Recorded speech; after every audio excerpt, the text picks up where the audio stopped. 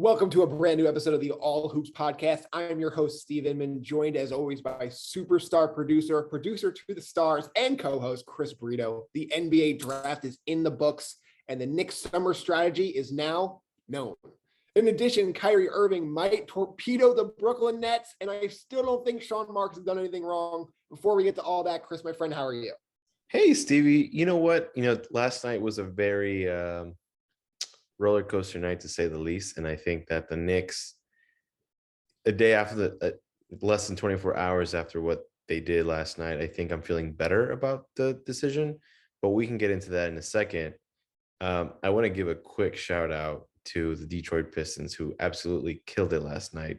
They got Jaden Ivey and some other really promising players. And the Knicks, for a hot second, were involved in a potential trade to bring Ivy to New York, but that didn't happen, unfortunately. I will say, though, it was fun for those brief period of time where I thought Jaden Ivey was going to be a Knick. That being said, that didn't happen. Instead, do you want to break down what the Knicks did? Yeah, I mean, yesterday was one of those nights that you go into going, you're going to try not to be on your phone. You're going to try to enjoy and watch. And then all of a sudden you hear Jaden Ivey's name, and the Knicks might trade up. They might not. Jalen Duran's involved, and you're just scrolling through Twitter every 10 seconds trying to find out what Woj and Shams know. But it was a really weird night. It was complicated. We didn't find out the full details of their 3 trades for hours. So our first thought was they did terrible. And then it became they did okay. And now I'm kind of on the fence about it. But basically what they did was they traded out of the first round. They traded the 11th pick to Oklahoma City for 3 late conditional future first round picks, which I don't think is bad. I think that was fine. They didn't love any of the guys at 11 when Johnny Davis was off the board. You had some guys you liked that were earlier in the draft. We talked about Shaedon Sharpe, who's a guy who started to get some momentum to the Knicks, but all those guys were off the board. So then they wind up buying back into the first round. They trade one of these future firsts, a Denver first, to Charlotte for the 13th pick plus 4 second-round picks they gave up. And then you see that they sent that to Detroit to dump Kemba Walker's deal, which I thought was weird. They still get a conditional 2025 Bucks pick back. So basically they ended up with no first-round picks, three future first-round picks that may not convey for a few years. But all in all, I don't think it was terrible. It was just weird, and I don't like them going all in to try to go get what we expect to be Jalen Brunson, but I'm curious what you think. So, like you, my immediate reflex was like, what did the Knicks do? But again, like we're both saying, like looking at things a little bit more calm and sober, I can't say I'm super excited because it just basically what happened last night is based on what happens in free agency. If we don't get Brunson, this was all for nothing, right? We dumped Kemba Walker's contract. Congratulations. And we got some conditional picks. Great. The objective is to get Jalen Brunson or some other free agent that we don't know who will become a Knick yet. And I don't know, man. I think I as much as I'd like Brunson, I feel like he's going to be very expensive. And I don't feel comfortable dedicating so much money to Randall and Brunson if we're going to be maybe a top 6, top 7 seed in the East. I mean, look, the East is improved. It improves every year. We just had a team that 2 seasons ago was a 7th seed, the Celtics. Now they went to the Eastern Conference Finals. You're going to have to deal with the Hawks. You're going to have to deal with Miami. You're going to have to deal with Cleveland, Philly, Toronto. Like those are all teams that right now are already better than the Knicks. Like those are teams that, and not to mention the Nets, because I think Kyrie will stay there. So I think there's a lot of issues in thinking that we're creating all this space for Brunson, for a player that might not really make a huge difference. Although I will say though, if it does work out, great. But those are my immediate thoughts right now about what happened last night. It basically, whatever happened last night is based on what's going to happen the first day of free agency. I think it's weird to see basically all of Knick fans kind of unified on this, which is Jalen Brunson is a good player. Jalen Brunson would help the Knicks. He would be their best point guard they've had in a couple of decades, probably. That being said, not sure Jalen Brunson is worth all this effort and $20 to $25 million a year. It's a weird situation because And, on one hand, go ahead. and not to mention, we hired his dad as an assistant coach too. He hired his dad as assistant coach. Leon Rose was his Yeah. agent. And now his son, Leon Rose's son, is now Jalen Brunson's agent. How is that going to work? Is Leon going to negotiate against his son? His son is probably, I mean, I don't know him at all, but I'm sure he's a younger agent trying to show that he could be one of the best in the CAA business. Oh God. So he's not going to give his dad a hometown discount. And listen, at what point is there a conflict of interest there too? But that's beside the point. That's also a great point. We've seen that with CAA guys when with Jacob deGrom, when his agent Brody Van Wagenen became the GM of the Mets. And I trust Leon Rose a lot more than Brody, but at the same time, he had to excuse himself from those negotiations and basically let somebody else take over. I wonder if something like that would happen here. And does it make it too complicated when free agency is a sprint? In baseball, it takes months and months. Here, you got to have this done basically by the time free agency starts. So the other layer to this is that it might not happen either. I mean, the Dallas Mavericks really like Brunson. They, it appears to me that they're willing to go into that like threshold above 20 million per year. It just matters how much more than 20 million a year they'd go. Also, like, what's the backup plan here? Like, is it developing this team another year of them together? I would have liked to see them try to move Randall, but I understand why they probably didn't want to move him. Well, tell me that. Why didn't they want to move him? Because I don't get it. Well, I think two things. This Knicks front office is attached to Julius Randle, whether we like it or not, because they gave him that big deal, right? They gave all these other guys big deals and they're trying to unload all of them. Why is he special? But it's different because he was anointed the franchise savior. Well, you got to unanoint him and get him out of here. Listen, I'm with you, and I think if it's good that we have this time off from him and him from us, because that way, if the Knicks start winning next season, this will all be a moot point. Yeah. Because Randall has shown that he's been a great player. I think it's just a matter of him acting like he, sort of like deserves it. I'm hopeful he'll get it back this year, but we'll see.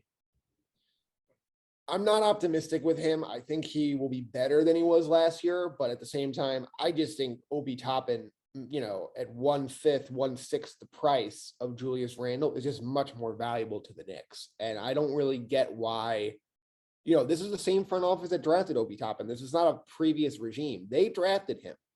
And so for them to basically not give up on him, but just not let him have that opportunity going into his third year, I don't really get the plan there because they believe they could dump Julius Randle. Maybe they can't. I don't know if they can, but they're not trying to, reportedly. They believe they got him at his lowest value, as you said, and basically that they don't want to dump him for nothing. And whether that's right or wrong, I think it's hurting Obi Toppin, and I'm sad to hear that. And I'm hoping at some point he gets that opportunity. Yeah. Quick pivot, unless you want to keep talking Knicks. I want to talk one more thing with the Knicks. So sure. you bring in Brunson at, let's say $25 million a year. You got to pay Barrett. He's going to get around $20 million a year. You have Julius Randle making, 25 to 30 the next couple of years. And then you passed on all the centers here. You had a center, you drafted a center, you traded him to Detroit. You got to bring Mitch back now. He's going to make 11, 12, 13 million a year. That's almost all your cap. So as you correctly said, you're basically boxing yourself in to that as your core, those four guys. Listen, if this core made the Eastern Conference Finals or like at least the semifinals, I'd understand it more. But let's talk about them getting back to the playoffs before we're talking about right. I'm I'm with you on that, and I think that's the danger with committing that money to them. And like, you can't tell me that quickly. First of all, didn't get enough reps as point guard, as the starting point guard. Another huge issue in this. And we both talked about it at length before the podcast, and we talked about it basically every time we see each other, how I find it so interesting that the team, they didn't find anybody they wanted at 11. Fair point. But at the same time, they put themselves in that box by not listen. If you would have played the young kids after you were out of playoff contention, maybe that makes a difference. Maybe you'll see that quickly is a potential starting point guard. It makes a huge difference. It makes an absolute huge difference because either maybe those guys aren't good and you lose a couple more games, and then all of a sudden you're in a position to go draft a Jaden Ivey. Those guys are good, and then you're not paying Jalen Brunson $25 million a year, but they just wasted another season. For the sake of juicing wins at the end of the season, where most teams are who are forward thinking. They know like those like 5-6 victories that you get at the end that mean nothing in the grand scheme of things, because obviously wins are important.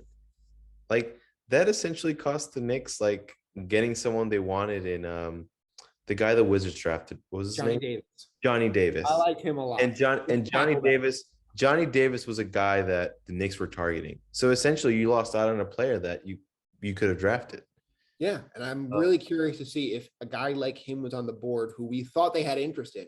How does their draft night change? Do they do the same things? Do they just draft Johnny Davis? How is our opinion of that different? So a lot of that is different. And the big argument that I saw from Knicks fans who did like their moves was saying, oh, well, the 11th pick in the draft wasn't going to play for this team anyway. If the 11th pick in the draft is not playing for a non-playoff team, then what are we doing? Who's in charge here then? Because to me, that's malpractice. Listen, we need Taj Gibson to get his minutes, okay? So listen, I think on that point too, Grimes eventually became a contributor on this team. Yeah. So I would argue against whoever said that. But hey, like, I think Tibbs, I want to be neutral here because RJ Barrett has grown tremendously under Tibbs. So has Mitch, and so have IQ, even though he doesn't start. And Grimes has proven to be a very valuable player as a 3-and-D off the bench. Yeah. So I do want to point that out. Yeah, that's fair. And but I also think all those guys could have probably gotten, like, those Quickleys, the Grimes could have gotten more minutes as the season went on, instead of trying to force Alec Burks out of position to be playing all these point guard minutes. Oh, by the way, we found out he was hurt for most of the year and needed foot surgery, which he's recovering from, which means, one, I think he'll be better next year, and two, it means it's going to be a lot harder to trade him. But let's move on from the Knicks. That was it gets me so angry when I hear about the Thibodeau minute thing. Let's go to the Nets. They're weirdly struggling for control of this organization with Kyrie Irving, because I don't think we've ever seen this where you have a superstar player negotiating for a full max, where the team does not believe he deserves it coming off the last couple of years. And his thought is, well, if I go, I'm bringing Kevin Durant. Kevin Durant's going to want to leave. So it's like you're talking about like controlling the entire franchise, and I have no idea how this is going to play out. This is a lot of leverage for one player to have, and I think on one end, good for him for building that leverage, of course. But then my second thought is just the Nets did this to themselves. Like, you guys empowered Kyrie Irving and Kevin Durant, rightfully so. And I think you astutely pointed this out. Sean Marks didn't necessarily do anything wrong, but I do think that the Nets probably were overconfident in that this would not devolve in a way that it has devolved. But listen, there are just some players that are going to be mercurial, and you just won't be able to, like, you know, I mean, I what? don't want to say the word control, but like, just just to end that. Let me just point out that I think this is all leverage. I mean, this is all like a money contract thing. Kyrie's going to go back to the Nets. He is not going to go anywhere else. Probably. Highly likely. But we also thought, 3 years ago, he was highly likely to go back to Boston. He said he wanted to retire, put the jersey in the rafters. Then he said he was going to play with Kevin Durant for life. Now, all of a sudden, we're hearing trickles of rumors that, like, what if he takes the $6 million a year in LA to play for the Lakers? Like, this is a guy who just gave up $18 million. You know what? But to be honest with you, if I was someone like Sean Marks, who I think is, as much as I want to not praise him for this, but he knows how to build a team and build it fairly quickly. Yeah. And if I were in that room with Kyrie and Kevin Durant, or if they're in separate rooms, I talk to each of them individually, I would tell Kyrie, listen, thank you for your service. We won't sign you to that supermax. And if I were talking to KD, I'd be like, listen, we have assets. We can build a team around you. So that's the problem here, is KD seems more aligned with Kyrie than the organization. And obviously we don't know, we're not in those rooms, but that's what we're hearing the reports are saying. So then I think if I'm Sean Marks, I'm like, hey, if you want to go too, we're not trading you unless there's a deal that works for us. Sure. But we're talking about then Kevin Durant, your whole franchise, either upset and wanting out, or you working with him to find a deal, because this team has no draft picks. They traded them all to Houston for James Harden. And now, you're talking about Ben Simmons makes max money. KD makes max money. Joe Harris makes $18 million a year. This team does not have the money to say, hey, Kyrie's given back our $36 million. Let's go sign Zach LaVine. Let's go sign Bradley Beal. They're capped out. They can't replace him. So you're talking about either letting Kyrie walk, bringing him back, or doing some kind of sign and trade where you're going to get Russell Westbrook or Evan Fournier or some contract that another team wants you to take. Is that going to make Kevin Durant happy? And that's why I think eventually they cave and they give him his money. Yeah. Which to me is upsetting. And I think it's something that's going to be a big talking point in the next CBA about how the players have too much power. So one addendum to all of that I think is super fascinating, and we had a lot of fun talking about it off before the show. Where would a feasible place be for Kevin Durant to land? I have two places, but let's go one of your places. Okay, so this is my personal favorite. I would love to see him go back to OKC. OKC has been building up a treasure trove of all these picks and and signing and having young players. I think getting Kevin Durant back in OKC would probably be the best redemption story in terms of his career arc. The only thing comparable to me, and it's obviously not the same because because LeBron James is from Cleveland, is when James came back and won that championship with Cleveland. I think the public perception of him improved incredibly after he won that one. And I think the same would be for OKC. If not that Kevin Durant had a bad one to begin with, but I think people would start respecting his name more as one of the all-time greats if he wins a championship there. I totally agree. And, that's a team that could literally be like, here's 10 draft picks for Kevin Durant. plus, a couple of interesting young players, right? So that to me that's my favorite one. Kevin Durant to be 34 in September. I don't know how many more elite years he has left. I would expect he probably has at least this contract, right? So in theory, you have SGA, you have Kevin Durant, and still so many draft picks where Sam Presti can go to Durant and be like, hey, who do you want to play with? Who is the ideal guy that you want us going after?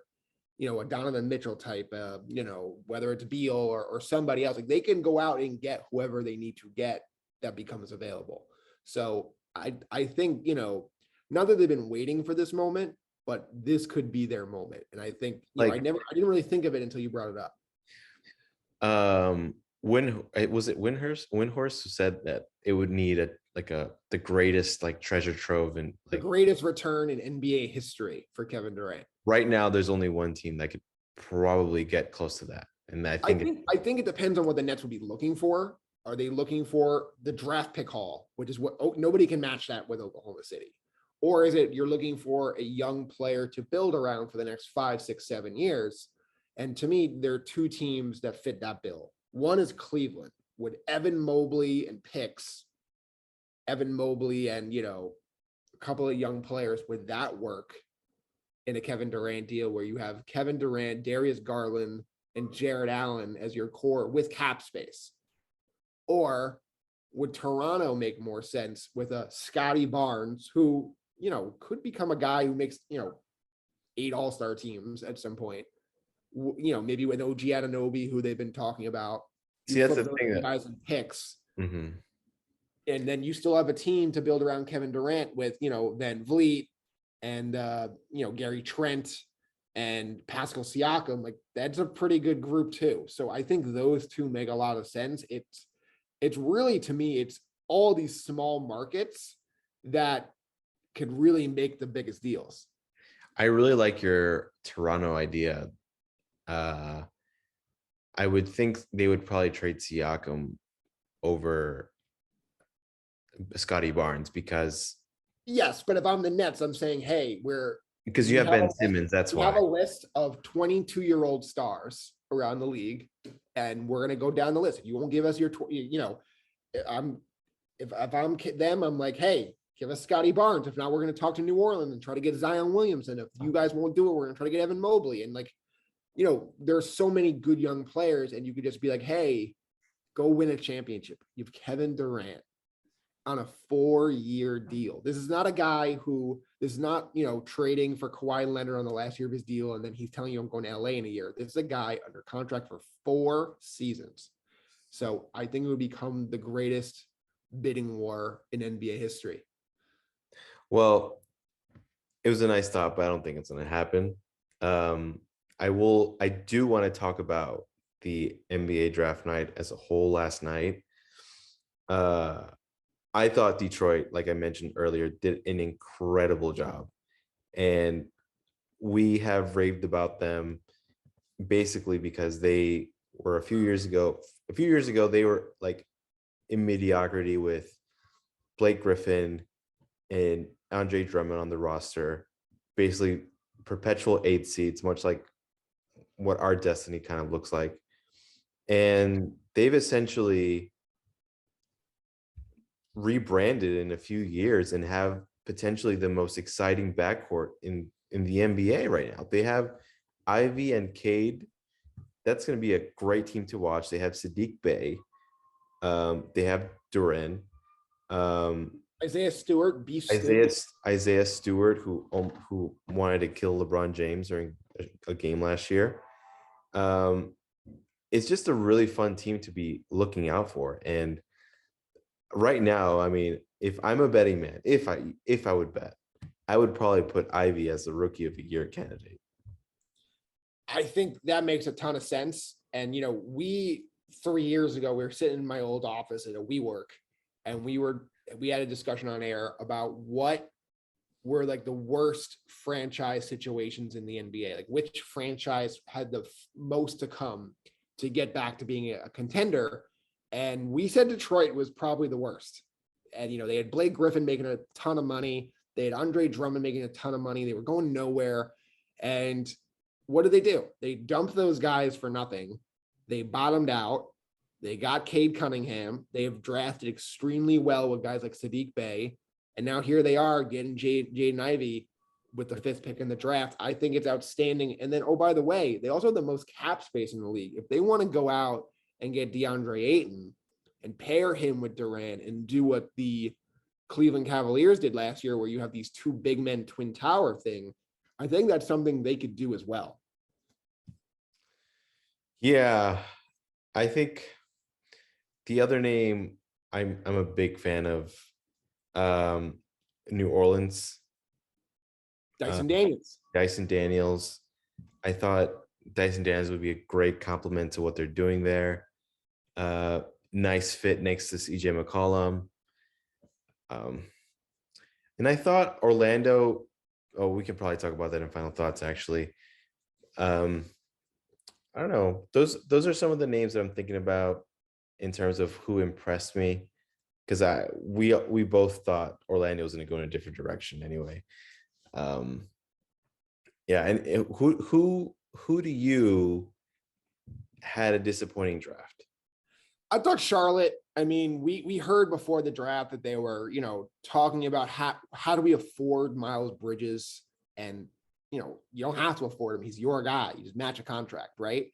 And they just seemed like they were trying to do a bunch of weird things to save money, and then they go into this draft with 13 and 15. They give up 13 for basically nothing, which the Knicks take and then ship to Detroit. So Detroit gets their starting center without really having to give up all that much. I think all they gave up was the Bucks pick in 2025 plus taking on Kemba's $9 million. Like that's a very light return for a lottery pick right now. And so for Charlotte to do that to save a couple bucks, I just didn't like it. I thought there were other guys on the board, like my guy Ojai Abaji, who could have really helped them from a wing position. There are plenty of other guys on the board that we both liked that, take an AJ Griffin, who went to Duke, right? You could, local guy, you could get him as a shooter. You brought in Mark Williams with the 15th pick. Like they had some options, and like the Knicks, this was not a playoff team last year. And for them to kind of be like, we don't need another lottery pick, I didn't like that. Yeah, I see that. That's fair. Like at least the Knicks were doing it for a stupid, had a reason. Like it might be a stupid reason, but at least they're doing it to save money for Jalen Brunson. The Hornets are just being cheap. Yeah, I think, after we saw the Warriors, who I think have the biggest payroll in all the NBA, win an NBA championship, like the owners have as much of a role as the players do in terms of like making your team competitive. Absolutely. I think an enviable aspect of the Warriors is that they're not afraid to spend or keep the players that they need to keep. And like we're going to see that as a big test, a little off tangent with the Knicks, when you bring in Jalen Brunson, right? You're going to have a high payroll. And then all of a sudden in a year, you're going to have to decide, are we paying Quickly? Are we paying Toppin? Are we paying, Cam Reddish? And like, those are guys who, whether you think they're starters or not, they help the Knicks. And it's going to be up to James Dolan to decide, do I want to have this giant payroll for a team that may not be a championship team, or am I going to let these young guys go for nothing and let them play their best basketball somewhere else? So a lot of owners get into that position, and Michael Jordan has more often than not made the wrong decision on that. And I'm curious, except randomly for like Gordon Hayward, which is and you saw it, like Gordon Hayward makes $30 million a year. Like that's a disaster. What a disastrous contract. And for a team that's just like, we would spend less if the salary floor was less, it's upsetting to me. Yeah, I'm with you on that one. I think that the trademark of this Knicks franchise is that they have been good about being smart, generally speaking, about the contracts. I think this Brunson test will be a huge indicator of what this front office is really about, though. Because if they're aggressive and they sign him, fantastic. But like moving forward, that like what would they do to get rid of a contract says a lot about them too. Yeah, and I was gonna bring that up in final thoughts, but we can do it now for a second. I think it makes a lot more sense for them to be as patient as they can here and not try to trade draft picks to dump a Fournier, to dump a Noel. Because for one, if you trade your draft picks and then Brunson doesn't come, what do you do then? So I think they should wait until the very last minute. If you have to trade more picks to dump Fournier or Noel to make that work, when it's time for Brunson to sign the contract, you could do it then. You could stretch one of them and basically pay out their salary in 3 seasons. I think that's another option here. So I just would not basically do what the Knicks always do, which is trade draft picks to dump players 6 months ahead of time, a month ahead of time. Here it's a week ahead of time, but at the same time, there's no guarantee Jalen Brunson's coming here. So I would wait as long as I could to make decisions that could hurt me in the future. Agreed. All right, let's get to our final thoughts. We're going to talk about the top 3 draft picks in the NBA draft right after this. All right, Chris, final thoughts time here. We really thought all along that Smith was going to go number 1 to the Magic. The betting odds all seems to think so. And then all of a sudden it became Paolo Banchero. And it was kind of a shock to everyone, including, those 2 guys in the draft room. Yeah, I mean, I was pretty shocked when I saw Paolo Banchero picked first. I was watching it at a bar and I saw his name and I was like, what? I'm lying. I saw Twitter first and then I saw his name on the screen come up. I couldn't believe it, but I also think that makes sense for Orlando, which I think has been, aside from not having the talent, they have suffered from an identity crisis. And I think that somebody like him is a good stepping stone into like being relevant again. And I think he's a good pick for them. They didn't need a project like Chet. Jabari was probably the most like one of the more intriguing prospects, obviously, and more, I guess, well-rounded. But someone like Banchero is probably the type of guy who, would be your go-to guy. They didn't have a go-to guy. None of those 2 other guys were go-to guys. So good for the Magic for doing something a little bit bold, I believe. Yeah, it's very interesting. I'm fascinated to see how those 3 guys turn out because depending on who you asked, everyone had a different order for those 3 guys, but everyone agreed those were the top 3 guys. So I'm curious to see, and they're all probably power forward center types in the NBA. So they're all kind of the same position and nobody really has a consensus on who's the best one. So the next 6 to 12 months of those guys competing for rookie of the year, with an Ivy, with a Keegan Murray, I think it's gonna be very fascinating. Yeah. And, we can't speak, and OKC getting Chet will be really interesting to me too. I mean, yeah. He'll have all the patience there to like really grow into his body and like develop, assuming they don't trade for KD anytime soon. If you were to guess right now, something maybe we'll look back in next year's draft, who is the best of those 3 long-term? Of those 3? Yeah. Who would you have taken number 1?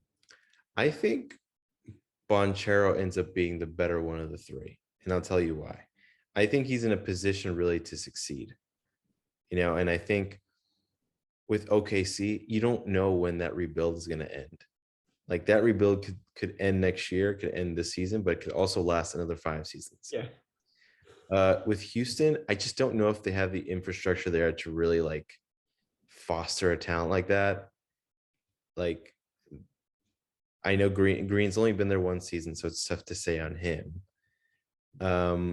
Kevin Porter Jr. seemed to find a home there, but do we expect this team to really make any big strides in this next year or 2? This team is probably like an OKC, like they're going to be rebuilding for the next 2 or 3 seasons. Whereas Orlando has some players there already. And I think that someone like Paulo can like within, I don't know. I feel like they know what they're doing. They have John Hammond there. And I think a mind like that knows how to like really develop what they have. And I just think Houston and OKC are like legions away. Yeah, I totally agree. Like the Magic are always a team that's like, let's look length, let's look defense, try to look for these lanky guys who can anchor our defense. And instead, they said, you know what? Let's look offense. This is an offensive game, and they get Paolo Banchero, who I think is the best scorer of the three, and I think he's the best passer of the three. And I think those two skills are going to be so important in the next 5 years of the NBA. They're always important, but obviously, I think in today's game, him emerging as a 3-point shooter, him emerging as a guy who can play small ball 5, I think that is just going to be so important for them. And I think he doesn't have to play the 5. They have Wendell Carter there. He's going to be a 4. I think he's going to really flourish there. And I was very confused why it seemed like they weren't considering him for the last few weeks, and then all of a sudden it's like, they were deking him like everybody the whole time. This was the guy. Well, he didn't agree to work out for the Orlando Magic, I think. Well, I didn't know that. I feel like that was one of the reasons why he was kind of like, what? I don't know. That's weird to not want to work out for the team with the number 1 pick, but hold on, he's there. No, I want to check that out, but yeah. I'm almost certain that they didn't have a pre-draft workout. Yeah, that's very interesting. I'm curious to see how that plays out. And he also had a pretty nice suit on during that, for sure, the purple suit. So, I mean, it was at least different. You're looking at me like it was terrible, but at least it was different. So it's something we'll remember for sure. One last thing to say before we end the podcast. Yeah. Steve Clifford is returning to the Hornets. No way. He actually got that job back? Yeah. That is insane. That is crazy. He was their coach until 2018. They got rid of him, and he's coming back 4 years later after picking somebody else who didn't want to coach there. Wasn't his assistant the person who he's replacing? I don't know. Okay. But that's crazy. He was there 5 years, made the playoffs twice, and they fired him in 2018. They replaced him. They replaced that guy with Kenny Atkinson. Kenny Atkinson said, "No, I'm good," on Twitter. And now here he is again. So, and then also they sold a lottery pick last night. So things are going real well in Charlotte. I'm sure Steve Clifford's going to be a great coach. I thought he was a good coach the first time, so I think it'll be fine. But at the same time, it's weird. I don't think I've ever seen that before. No. Like within like a 5-year span or something, or like 3 years. We talked about bringing Mike Woodson back. Yeah, we did interview him. We ended up bringing him back as like an assistant, but that was weird. But to bring a guy back as a head coach after failing to get the guy you wanted, it's a very strange situation in Charlotte. But I'm also glad that a guy who is considered to be a good coach around the league is getting another opportunity. So that's going to do it for us here on the All Hoops podcast. Fun times, best time of the year, in my opinion, the NBA draft / free agency. Also the most disappointing time of the year if you're a Knicks fan, but that's okay. We're going to be back again in a couple of days to talk about what Kyrie's going to do, what DeAndre Ayton's going to do, what Jalen Brunson's going to do, what the Knicks are going to do. We'll be back very soon. Bye, everyone.